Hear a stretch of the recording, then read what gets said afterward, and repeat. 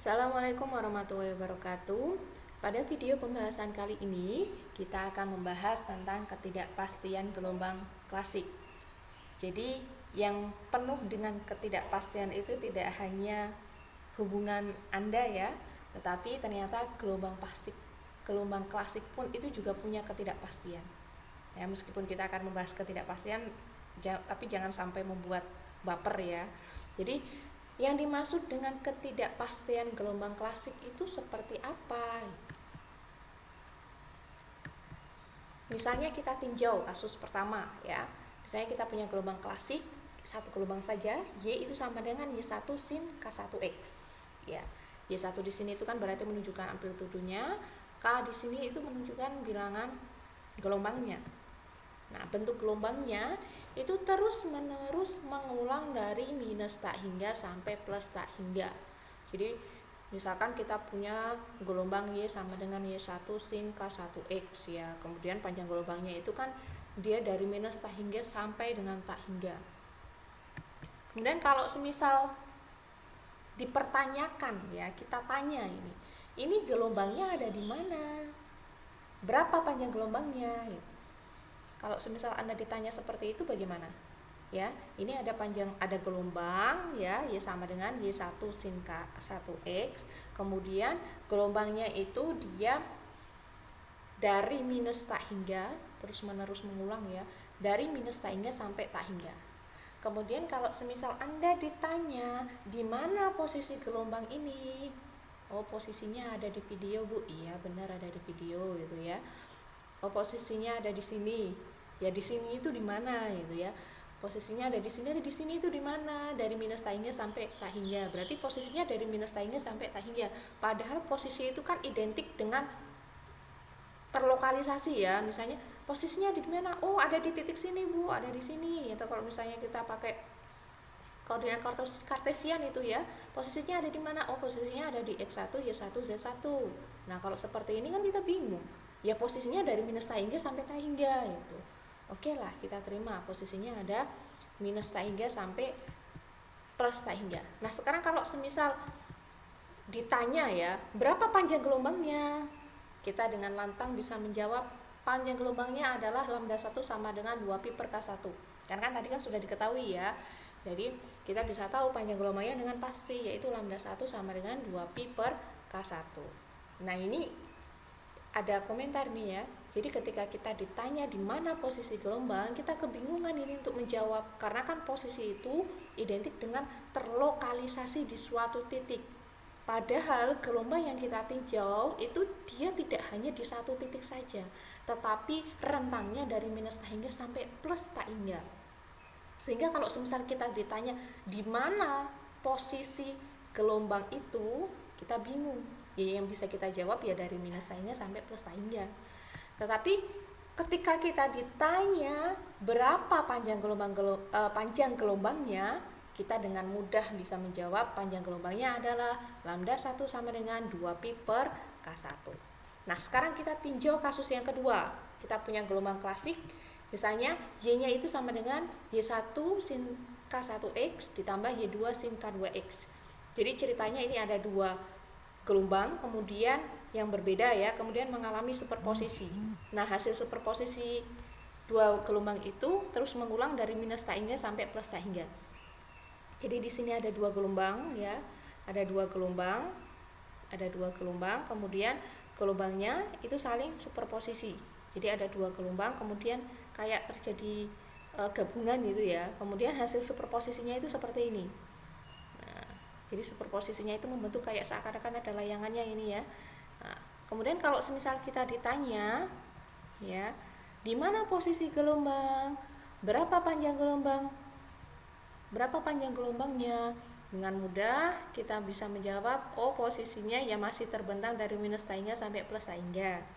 Oke lah. Tetapi kan bentuk gelombangnya kan lebih terlokalisasi ya. Tadi itu kan terbentuk kayak layangan gini kan. Ya, gini ya. Jadi meskipun rentangnya itu dari minus tak hingga sampai plus tak hingga, tetapi kan seakan-akan ada yang terlokalisasi. Jadi gelombangnya itu ada yang terlokalisasi. Bentuknya kan kayak gini. Nah, jadi rentangnya memang dari minus tak hingga sampai plus tak hingga, tetapi ya terlokalisasi kita bisa menjawabnya mungkin oh ini posisinya ada di sini, ada di sini, mungkin ada di sini lagi, itu lebih terlokalisasi lagi.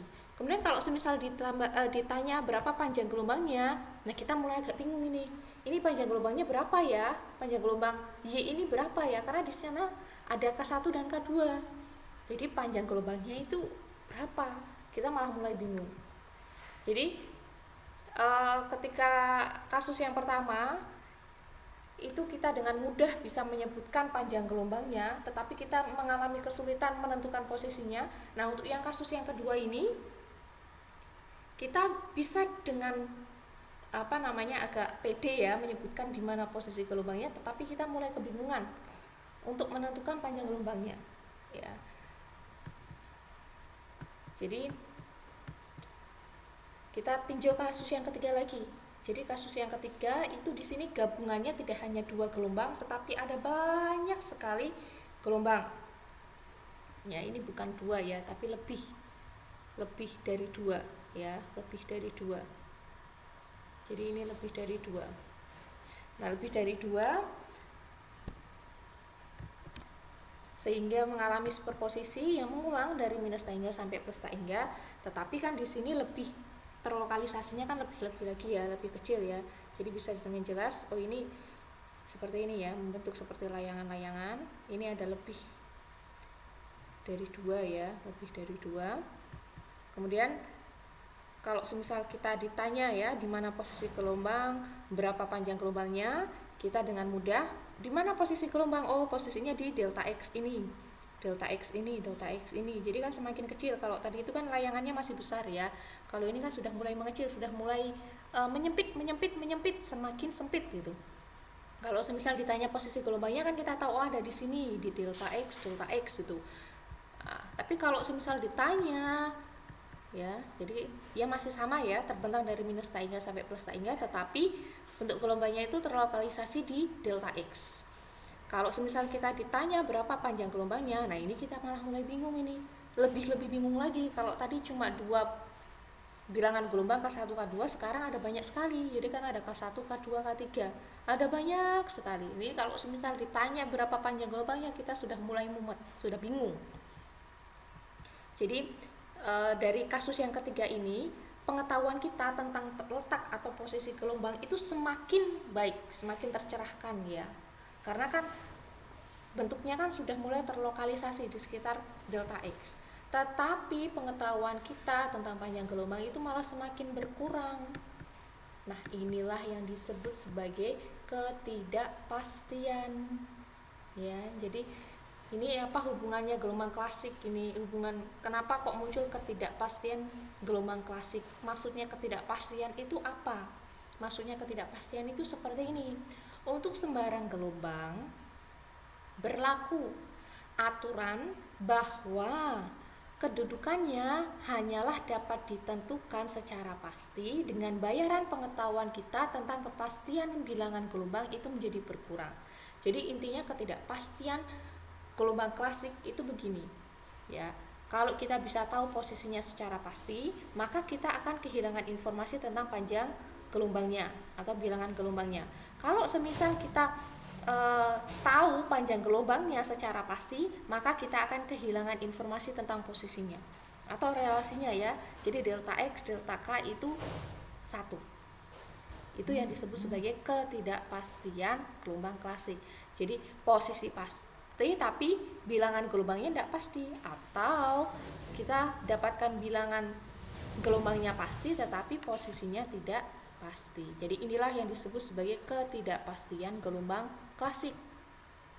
Nah, bentuk lain dari ketidakpastian gelombang klasik, jadi kan tadi itu kan kalau misalnya posisinya pasti berarti K-nya nggak pasti ya, panjang gelombang atau bilangan gelombangnya nggak pasti. Nah, sekarang ada bentuk yang lain ya. Jadi untuk sebarang gelombang berlaku aturan bahwa frekuensinya hanyalah dapat ditentukan secara pasti dengan bayaran pengetahuan kita tentang kepastian selang waktu itu menjadi berkurang.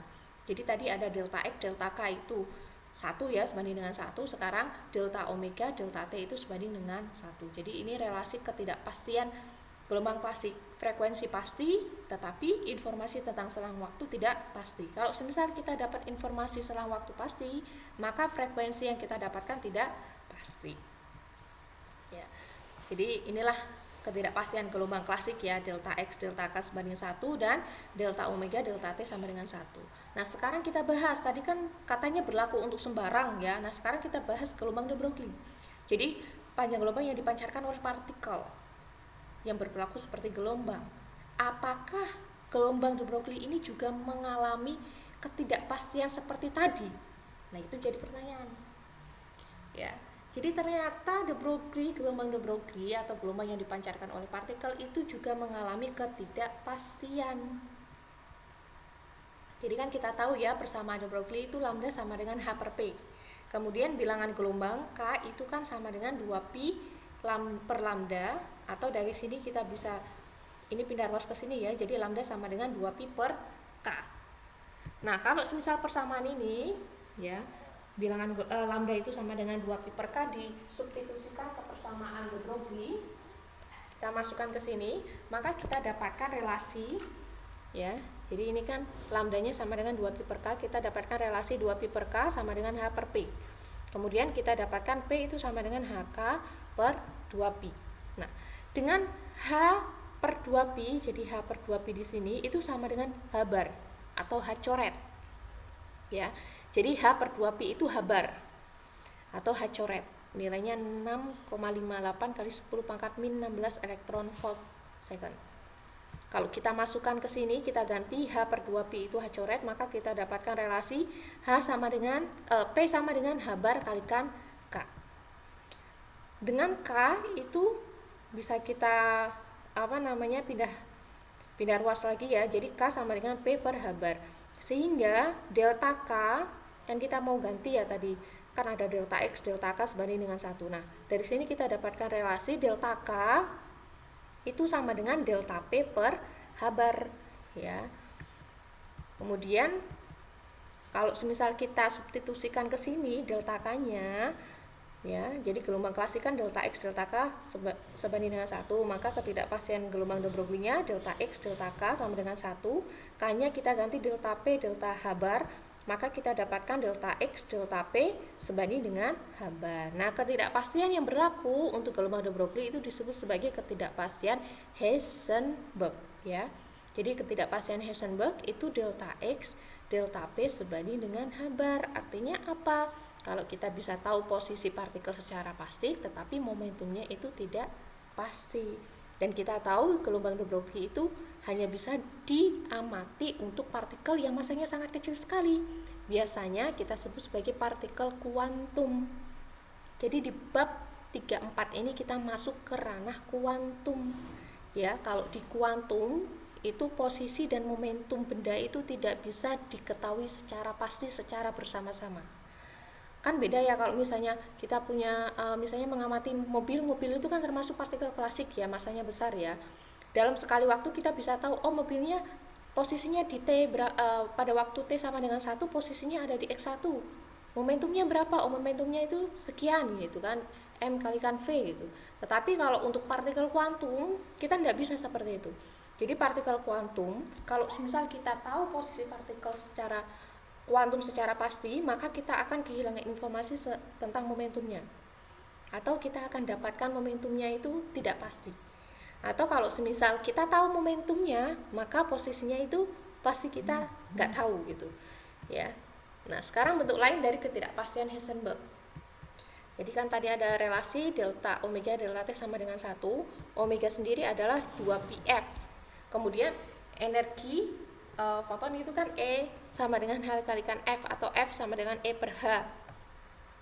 Kalau semisal kita ganti F yang ada di sini ya, frekuensi yang ada di sini, kan kita nggak bisa ganti E ya, karena nggak tahu E ini sebenarnya apa. Nah, kita ganti frekuensi F yang ada di sini ya. Jadi F itu berarti relasinya di sini adalah omega per 2pi. Ya, omega per 2pi, atau omega itu sama dengan 2pi E per H yang sama dengan E per H bar. H per 2pi itu kan H bar, jadi kita dapatkan omega sama dengan E per H bar, atau delta omega itu sama dengan delta E per H bar. Nah, kalau semisal ini kita substitusikan ya. Kita substitusikan ke delta omega, maka kita punya relasi delta E delta T itu sama dengan H bar. Jadi ketidakpastian Heisenberg yang lain adalah delta E delta T itu sama dengan H bar. Jadi kita bisa mengetahui energi partikel kuantum secara pasti dengan bayaran selang waktu itu tidak pasti, atau selang waktu pasti energinya itu tidak pasti. Jadi ketidakpastian Heisenberg itu delta X, delta PX sama dengan H bar. Nah, ini jika partikel kuantum yang kita tinjau itu bergerak ke arah sumbu X saja ya. Jadi kan di sini kan X ya, PX. Maka berlaku yang pertama. Nah, kalau semisal dia bergerak ke arah sumbu Y, maka kita bisa menggunakan delta Y, delta PY sebanding dengan H bar.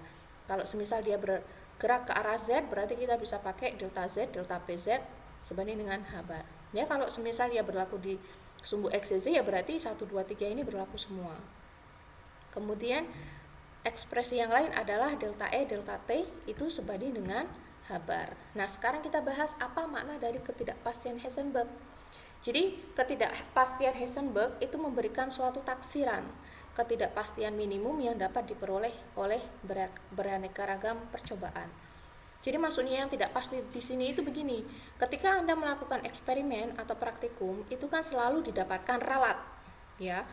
Kalau semisal delta ralatnya itu semakin kecil, itu kan berarti pengukuran kita itu semakin bagus.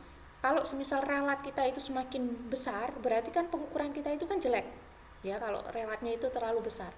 Nah, itu sebenarnya kalau kita aplikasikan ketidakpastian Heisenberg ini dalam praktikum eksperimen gitu ya.